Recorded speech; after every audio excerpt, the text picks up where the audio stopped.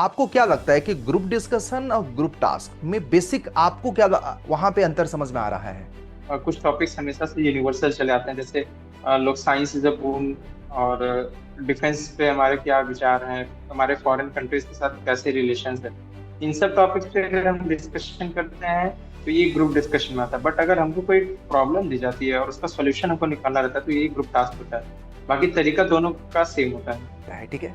तो उसको second stage में जाना पड़ेगा। सबसे पहले ग्रुप टास्क होता है। तो एचपीसीएल में ये जो ग्रुप टास्क होता है वो क्या होता है? सबसे पहले जीटी में हमें 8 से 9 लोगों के ग्रुप में बांट दिया जाता है। उसके बाद जब हमारा टर्न आता है तो हमको एक सेमी सर्कल में बैठाया जाता है, और सभी के सीट्स के आगे एक कॉपी पेज रहता है और एक कॉपी रहती है। उस पेज में जो भी प्रॉब्लम पे हमें डिस्कशन करना है वो प्रॉब्लम लिखा रहता है। बेसिकली वो प्रॉब्लम इंडस्ट्री से रिलेटेड ही होती है, या तो कोई किसी मशीन की माल फंक्शनिंग की, या तो फिर और कोई इशू आ जाता है, इंडस्ट्री से रिलेटेड ही रहती है। तो अब जैसे जैसे कि ग्रुप टास्क हो जाता है तो ग्रुप टास्क के कितनी देर बाद आपको पता चलता है कि आपका सिलेक्शन हो गया, अब फर्दर स्टेज के लिए जाइए इंटरव्यू के लिए? तो सर आप ग्रुप टास्क देख के जैसे ही हॉल से बाहर आएंगे, हम्म, 5 मिनट बाद आपको रिजल्ट बता दिया जाएगा कि इनका इनका सिलेक्शन हुआ है। वो अपने डॉक्यूमेंट्स रेडी कर लें डीवी के लिए, और बाकी लोगों को वापस भेज देना।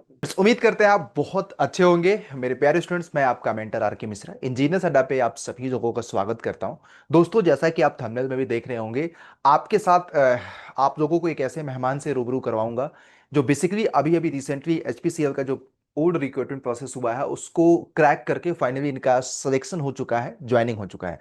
और हमारा उद्देश्य आपको भी पता है कि 2025 का जो रिक्रूटमेंट साइकिल है उसमें आपका रिटन टेस्ट होता है, ग्रुप टास्क होता है, इंटरव्यू होता है। तो बेसिकली रिटन टेस्ट में आपका सब्जेक्ट का वेटेज क्या है, कैसे मेरिट तैयार होती है, कैसे ग्रुप टास्क होता है, कैसे इंटरव्यू होता है, ये सारे मुद्दों पे आप लोगों के बीच में लाइव हूं। तो यदि आप मेरी ऑडियो वीडियो को देख रहे हैं तो एक बार मुझे सुन पा रहे हैं प्रॉपर तरीके से, कमेंट में बताइएगा। एंड चैनल पे पहली बार हैं तो जरूर वीडियो को देखने के बाद आप लोग सब्सक्राइब कर लीजिएगा सो दैट की फर्दर अपडेट्स आता रहे। चलिए वीडियो की शुरुआत करते हैं बिना समय गवाए। हर्ष को मैं इनवाइट करूंगा जो रिसेंटली अभी अभी कल ही एचपीसीएल का रिजल्ट आया है उसमें इनका फाइनल नाम है। तो हर्ष, सबसे पहले तो मेरी तरफ से, इंजीनियर्स अड्डा परिवार की तरफ से आपको बहुत बहुत बधाई and many many congratulations. And सबसे पहले तो मैं आपसे जानना चाहता हूं कि आप अपने बारे में थोड़ा सा बताइएगा। Thank you sir so much. मेरा नाम हर्षदत्त दुबे है, और मैं अभी 2024 से ही प्रयागराज से इलेक्ट्रिकल इंजीनियरिंग से अपना डिप्लोमा किया हुआ है। और अभी अभी मैंने एचपीसीएल का एग्ज़ाम क्वालिफाई किया है। सर मैंने बेसिकली अपना डिप्लोमा प्रयागराज से किया है, और उसको थोड़ा अच्छे से की, मतलब डिप्लोमा में मेरे कॉलेज अच्छा था, तो जिसकी वजह से मैंने सेल्फ स्टडी से ही, और यूट्यूब में आप जैसे टीचर्स जो भी हैं, आपके चैनल की मदद से और आपकी गाइडेंस की मदद से एग्ज़ाम क्वालिफाई किया है। तो मैं एक बात जानना चाह रहा हूँ कि एचपीसीएल में सिलेक्शन प्रोसेस में कितने स्टेज होते हैं और किस तरीके से मेरिट तैयार होती है, क्योंकि अगर कोई बिगनर अगर चाहे 2025 में सिलेक्शन लेना तो उसको किस किस स्टेज से होके गुजरना पड़ेगा, हर एक बार बताइएगा। तो सबसे पहले तो हमारा सीबीटी एग्ज़ाम होता है, हाँ। जिसमें कि नॉन टेक और टेक्निकल दोनों 85 मार्क्स के होते हैं। उसके बाद रिटर्न एग्जाम निकलने के बाद हमारा सबसे पहले ग्रुप टास्क होता है, उसके बाद डॉक्यूमेंट वेरिफिकेशन होता है, और उसके बाद फाइनल इंटरव्यू होता है। और जिन लड़कों का इंटरव्यू निकलता है उनका नेक्स्ट डे मेडिकल और फिजिकल एफिशिएंसी टेस्ट होता है, और लास्ट में क्वालिफाइड कैंडिडेट्स की फाइनल मेरिट लिस्ट आती है। ओके। तो हर्ष, एक बार मैं आपसे पूछना चाहता हूँ, बेसिकली आपने तो बता दिया कि आपने डिप्लोमा किया है IERT Allahabad, I think government college है, autonomous, right? Yes sir. Yes sir. Okay. तो मुझे लग रहा है कि वो कॉलेज तो आई थिंक हम जब 2014 और 2013 वगैरह के बीच में बात करें, हालांकि आज भी मतलब एक डिप्लोमा करना वहां से एक बहुत बड़ा क्रेज हुआ करता है। आज भी ऐसा ही है माहौल? यस सर, उसके लिए आज भी लड़के काफी प्रिपरेशन करते हैं, और तब जाके मुश्किल से कॉलेज मिलता है। हाँ। तो अब मैं जानना चाह रहा हूँ कि पहला क्वेश्चन कि अगर कोई बच्चा रिटन टेस्ट निकाल देता है, ठीक है, तो उसको सेकेंड स्टेज में जाना पड़ेगा। सबसे पहले ग्रुप टास्क होता है। तो एचपीसीएल में ये जो ग्रुप टास्क होता है वो क्या होता है, बच्चों को आप बताएंगे किस तरीके से वहां पे जाने के बाद ग्रुप टास्क करवाया जाता है, और कितने लोगों का ग्रुप होता है, किस तरह के क्वेश्चंस वहां पे अराइज होते हैं। और जो रिसेंटली हमने मॉक इंटरव्यू किया था ग्रुप टास्क वगैरह का, तो वो सारी चीजें किस तरीके से आप लोगों को लगता है कि वहां पे हेल्प कर सकती है आपको? तो सबसे पहले जीटी में हमें 8 से 9 लोगों के ग्रुप में बांट दिया जाता है। उसके बाद हम्म। जब हमारा टर्न आता है तो हमको एक हम्म। सेमी सर्कल में बैठाया जाता है। और सभी के सीट्स के आगे एक कॉपी पेज रहता है, एक कॉपी रहती है। उस पेज में जो भी प्रॉब्लम पे हमें डिस्कशन करना है वो प्रॉब्लम लिखा रहता है। बेसिकली वो प्रॉब्लम इंडस्ट्री से रिलेटेड ही होती है, या तो कोई किसी मशीन की माल फंक्शनिंग की, या तो फिर और कोई इशू आ जाता है, इंडस्ट्री से रिलेटेड ही रहती है। तो उस पे हमें as a in charge, as an engineer अपने व्यूज देने रहते हैं कि अगर आप उस पोजीशन में आप इंचार्ज हैं तो आप उसकी कैसे सॉल्यूशन निकालेंगे, पहले आपके स्टेप्स क्या होंगे, आप तुरंत कौन से डिसीजंस लेंगे, आप लॉन्ग टर्म सॉल्यूशन के लिए क्या करेंगे। तो उस इन्हीं चीजों पे हमको एक डिस्कशन करना रहता है। तो आइडियली कितने मिनट का होता है ग्रुप टास्क? सर 15 मिनट्स के अप्रॉक्स रहता है। 15। तो वहां पे जब ग्रुप टास्क होता है तो कितने ऑब्जर्वर होते हैं आप लोगों को ऑब्जर्व करने के लिए बेसिकली? सर 9 to 10 लोगों का पैनल होता है। अच्छा, वो लोग भी आसपास ही बैठे रहते हैं? ये सर एक लॉन्ग सा बड़ा सा टेबल होता है, उसके एक साइड पे हम ही 9 लोग बैठेंगे और दूसरे साइड पे वो लोग 9-10 लोग रहते हैं। अच्छा, बीच में क्या इंटरवीन भी करते हैं क्या, कि जैसे जब आप लोग आपस में डिस्कस करते हैं बच्चों की मतलब 8 लोग 9 लोग मिल करके जो भी, आई थिंक कितने लोगों की टीम होता है ग्रुप टास्क सर में? मेरे ग्रुप 8 लोगों का था। अच्छा, ओके। तो क्या बीच में इंटरवीन वगैरह भी करते हैं क्या, कि कोई चीज आपको जब आपका ग्रुप टास्क चल रहा होता है? नो सर, मेरे ग्रुप में तो कोई इंटरवेंशन नहीं हुआ था। बस लास्ट के जब 2 मिनट बचे थे तो उन्होंने फाइनल रिमाइंडर दिया था कि last 2 minutes are left, now hmm. Conclude your group discussion. तो एक चीज मैं जानना चाह रहा हूँ कि चूंकि एचपीसीएल में अभी एग्जीक्यूटिव लेवल पे वैकेंसी आई है बेसिकली बीटेक वालों के लिए भी, तो उसमें जीडी होता है। तो आपको क्या लगता है कि ग्रुप डिस्कशन और ग्रुप टास्क में बेसिक आपको क्या वहां पे अंतर समझ में आ रहा है? सर जो ग्रुप टास्क होता है हमारा, उसमें क्या होता है कि हमको एक प्रॉब्लम दी जाती है और उसको हमको एज अ टास्क लेके उसका सोल्यूशन निकालना रहता है।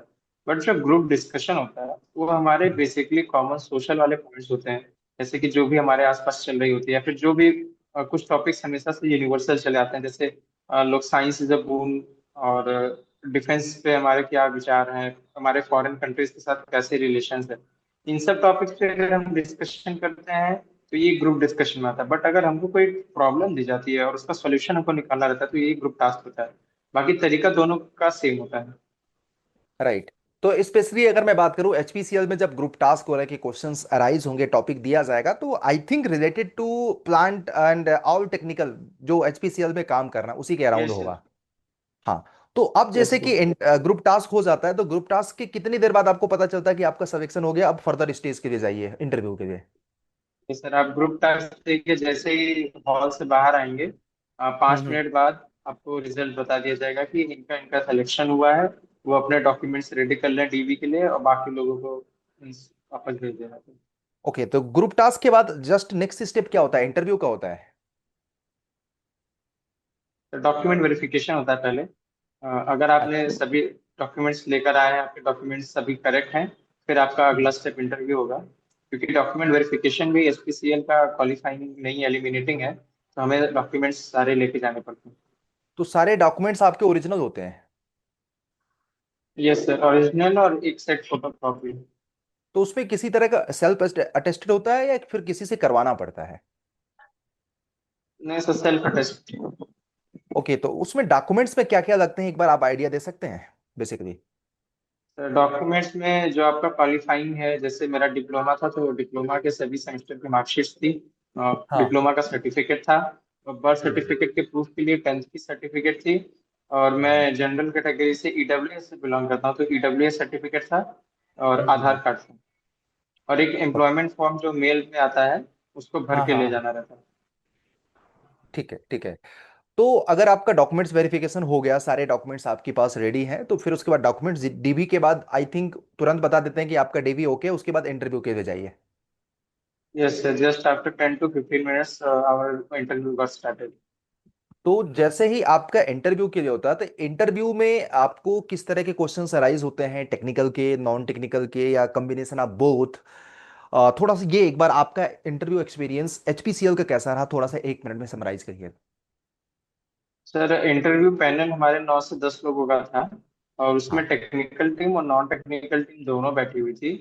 और हम्म। मैंने सर जैसा ऑब्जर्व किया था कि अगर आपका इंडस्ट्री बैकग्राउंड है, मतलब अगर आप एक्सपीरियंस के कैंडिडेट हैं, तो आपका हम्म। मैक्सिमम इंटरव्यू टेक्निकल होगा और आपके क्वेश्चंस इंडस्ट्री से रिलेटेड भी रहेंगे। बट अगर हम्म। आप फ्रेशर हैं या फिर आप प्रिपरेशन कर रहे हैं 2 साल 3 साल से, तो फिर आपसे हम्म। नॉन टेक्निकल भी पूछते हैं ज्यादातर। तो मेरा सर, जैसे मैं तो इंडस्ट्री से था, मेरा 1 साल का एक्सपीरियंस था, तो उन्होंने हम्म। मेरे से इंडस्ट्री से, मेरे डिपार्टमेंट से मैं क्या करता हूँ वहां पे, और उससे कई रिलेटेड क्वेश्चंस और सिचुएशंस अराइज करके सिचुएशन बेस्ड क्वेश्चन उन्होंने ज्यादा पूछे थे कि इस सिचुएशन में आपने क्या किया, इस सिचुएशन में आप क्या करेंगे। तो मेरा क्वेश्चन इंडस्ट्री लेवल ज्यादा था और और टेक्निकल था। Industry, technical. हाँ इंडस्ट्री से भी वो भी टेक्निकल, आई थिंक आपकी स्पेसिफिक ब्रांच स्पेसिफिक वहां से घुसते जा रहे होंगे क्योंकि उनको भी उस तरह का एक्सपीरियंस तो जरूर होगा। Yes sir. अ, और टेक्निकली काफी डीप नॉलेज थी।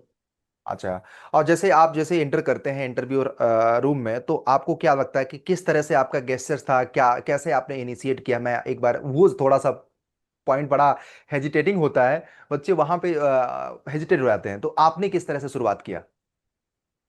सर मेरा इंटरव्यू सबसे लास्ट में था। 15 लोग हाँ सेलेक्ट हुए थे जीटी में और मेरा पास 15वां नंबर था इंटरव्यू का। तो हाँ सर हाँ हाँ। इतना देर वेट करने के बाद मैं थोड़ा एकदम, मतलब अंदर से हेजिटेशन तो खत्म हो गई थी, क्योंकि मैं भी चाह हम्म। रहा था कि अब जल्दी से मेरा इंटरव्यू हो और मैं दे के जाऊँ।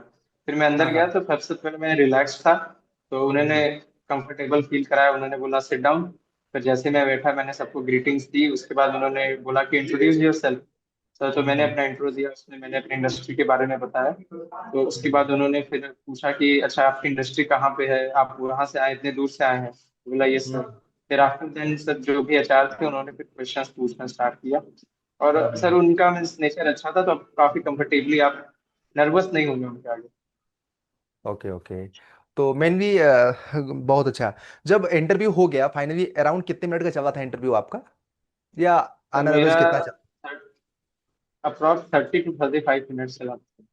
बहुत बहुत मतलब देखा जाए तो बहुत ज्यादा टाइम है इंटरव्यू का।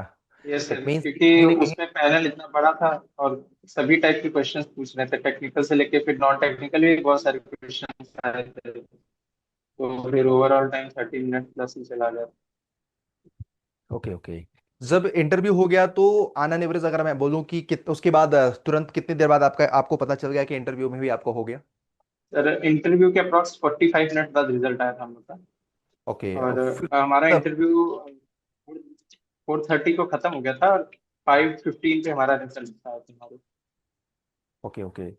फिर उसके बाद आपका हुआ होगा फिजिकल इफिशिएंसी टेस्ट या मेडिकल? सर फिर नेक्स्ट डे हमारा सुबह फर्स्ट हाफ में मेडिकल मेडिकल था। और हाँ। 2 बजे हम मेडिकल से खाली हो गए थे। उसके बाद सेकेंड हाफ में 3 बजे से फिजिकल एफिशिएंसी टेस्ट स्टार्ट हुआ था और 5 बजे 5:30 तक कंप्लीट हो गया। तो यार फिजिकल इफिशिएंसी टेस्ट में जैसा कि उन्होंने एम्प्लॉयमेंट में दिया हुआ है, तो क्या उसमें मतलब कि कुछ एक्टिविटी कराते हैं या फिर यूजुअली किस तरह का होता है? नो सर, वो बेसिकली बस हमका हमारा वो देखना चाहते हैं कि अगर कोई इमरजेंसी सिचुएशन आती है, तो हम हाँ। बेसिक चीजें हैं वो, जैसे अगर फायर एक्सटिंग्विशर, अगर फायर लग जाती है तो क्या हम फायर एक्सटिंग्विशर उठा के साइड पे फायर स्प्रे कर सकते हैं कि नहीं। हम थोड़ा सा अगर हम्म। कहीं जरूरत भी चढ़ने की तो स्काफोल्डिंग पे चढ़ सकते हैं कि नहीं। तो बेसिकली फिजिकल एफिशिएंसी टेस्ट बहुत मुश्किल नहीं होता, वो इजी होता है, टाइम भी अच्छा खासा रहता है। बस हमको उसको कंप्लीट करना रहता है। Okay okay. तो ये मेडिकल को लेकर के ये है कि क्या उनके खुद के सेलेक्टेड हॉस्पिटल्स में मेडिकल कराना होता है या फिर आपको चॉइस दिया जाता है, किस तरह से? सर वो खुद ही अपना बताते हैं कि आपको यहाँ जाके सुबह रिपोर्ट करना है, और वो हम्म। बाकी अपने टेस्ट खुद ही करके वो रिजल्ट अपने रिपोर्ट्स डायरेक्ट कंपनी को ही भेजते हैं। हमको कुछ पता भी नहीं चल पाता कि क्या है हमारी रिपोर्ट्स। अच्छा अच्छा अच्छा। तो मतलब कि आपको रिपोर्ट की कॉपी नहीं दी जाती है क्या? नो सर, हमें कुछ पता नहीं जाता।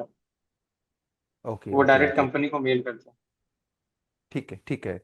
तो ओवरऑल मैं एक चीज लास्ट में आपसे पूछना चाहूंगा कि ये जो लास्ट में हम लोगों ने कुछ आप लोगों के साथ रिहर्सल्स किए थे ग्रुप टास्क इंटरव्यू वगैरह को लेकर के, आपको उसका कुछ वहां पे जो हम लेक्चर नोट्स वगैरह भी इसके लिए प्रोवाइड किए थे, तो क्या आप लोगों को लगता है कि उसके भी फायदे वहां पे कुछ पड़े? ये सर ऑफ कोर्स सर, मतलब मुझे तो बहुत हेल्प मिला क्योंकि मैं सेल्फ स्टडी करता था। तो आपने जो हाँ। पीडीएफ प्रोवाइड किए थे जिसमें ढेर सारे ग्रुप टास्क के अलग अलग टॉपिक्स थे, तो उसके बारे में हाँ। जब मैंने पढ़ाई की तो मुझे एक आइडिया लग गया था कि अगर किसी भी टाइप का क्वेश्चन आएगा तो मैं उसका एग्जैक्टली सोल्यूशन ढूंढ लूंगा। और सर आपने जैसा कि हमारा मॉक इंटरव्यू भी कराया था 2 बार, तो फिर उससे भी मेरी थोड़ी ग्रुप के साथ बॉन्डिंग बनाने में मुझे आसानी हुई, क्योंकि मैं हम्म। उस चीज प्रोसेस से फेमिलियर था, तो मुझे वहाँ कुछ नया नहीं लगा। तो उस मॉक टेस्ट से तो काफी हेल्प हुआ था मेरा। तो अल्टीमेटली अगर मैं बोलूं कि यार चाहे रिटन टेस्ट हो, चाहे ग्रुप टास्क हो, चाहे इंटरव्यू हो, जब भी एग्जाम में जाएं गाइज, हमेशा हम लोग एडवाइस करते हैं मॉक अगर आपने दे दिया तो आपका ये समझ जाइएगा कि एक प्री एग्जाम हो चुका है। बस आपको उसको कितना टेक इट सीरियस, आप चाहे मॉक रिटन टेस्ट का हो चाहे इंटरव्यू का, उसमें जो भी टीचर्स मेंटर्स आपके गाइड करते हैं तो वो काफ़ी हेल्प करेगा। तो आने वाले समय में आपको जो एचपीसीएल की फर्दर वैकेंसी है, आप सब लोगों के लिए कहीं ना कहीं हर्ष का ये जो इंटरव्यू है काफ़ी हेल्प करेगा।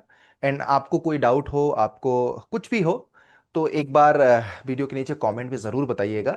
एंड लास्ट एंड लिस्ट मैं हर्ष आपसे पूछना चाहता हूँ कि ये आपने जर्नी को, जो क्योंकि गवर्नमेंट जॉब लग गया बेसिकली एचपीसीएल में, तो भाई आई थिंक सीटीसी 10 लाख से ज़्यादा है, ज़्यादा का है ना? तो सर 10.6 है। हाँ 10.6 का है, तो मतलब मोटा मोटा मोटा देखा जाए तो अच्छी खासी, मतलब कि आप लोगों को सैलरी ऑफर एचपीसीएल करता है। तो ये जर्नी में आप लोग, आपको अप एंड डाउन कभी ऐसा लगा कि नहीं यार हमें गवर्नमेंट सेक्टर में क्यों जाना चाहिए, क्योंकि आप तो यार प्राइवेट सेक्टर में कर ही रहे हैं काम अच्छा खासा। तो आपको ऐसा कौन सा मोटिवेशन आ गया कि नहीं यहाँ से हमें यहाँ जाना चाहिए? सर मैं थोड़ा सा पहले भी, मेरे फैमिली में एक दो गवर्नमेंट सेक्टर के लोग हैं, तो सर मेरा हम्म। पहले से भी मतलब मोटिवेशन ये था कि मुझे भी गवर्नमेंट सेक्टर में जाना है। बट क्योंकि हम्म। मैंने कॉलेज से प्लेसमेंट ले लिया था, फिर मैं प्राइवेट सेक्टर में हिंडाल्को है सच आदित्य बिरला ग्रुप की, तो हाँ मैंने उसको हिंडाल्को। ज्वाइन किया था। तो बट हम्म। प्राइवेट कंपनीज का जो वर्क कल्चर होता है, मतलब बेसिकली इसका ठीक था, बट स्टिल थोड़ा काम का प्रेशर और लोड ज्यादा रहता था। बट स्टिल मैंने किसी तरीके से समाउ अपने पढ़ाई के लिए टाइम निकाला। और बेसिकली फैमिली भी एक मोटिवेशन थी, तो मुझे था कि जल्द से जल्द कोई गवर्नमेंट एग्जाम क्रैक करूँ। ठीक है। तो thank you Harsh for joining us, and may best of luck for your future. ऐसे ही बच्चों से कनेक्टेड रहिएगा और कोशिश करते हैं हम सब लोग मिलकर के आने वाले जनरेशन्स में जितने भी जूनियर्स हैं सबको यार हेल्प करते रहें। Thank you. Thank you.